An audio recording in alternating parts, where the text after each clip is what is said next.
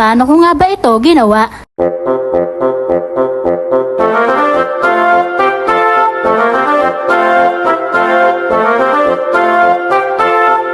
Una, kailangan nyo munang mag-video habang naglalakad na nagulat. Kadugtong nun nung kayo naman ang nagugulat. Pag nagawa nyo yung video, pumunta na kayo sa CapCut. Hanapin nyo yung time na kayo yung manggugulat.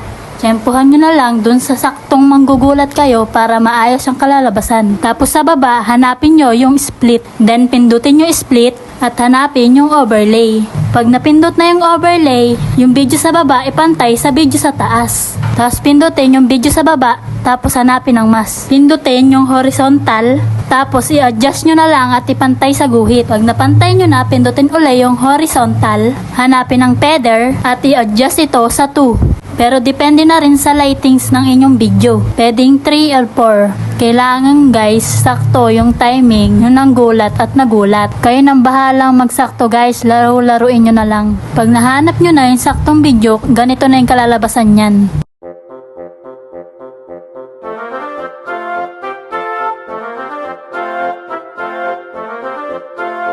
Tapos hanapin nyo yung time, yung nag-exit na yun ang gulat.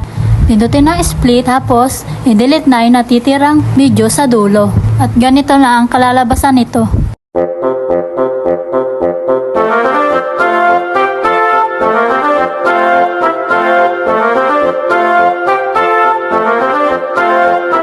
Tapos export natin ang video, pindutin ulit ang new project, tapos i-click natin yung ating inedit. I-highlight ang video, hanapin ang duplicate, kayo nang bahala kung ilang copy ang inyong gusto. Tapos i-export at yun, meron na tayong ganito.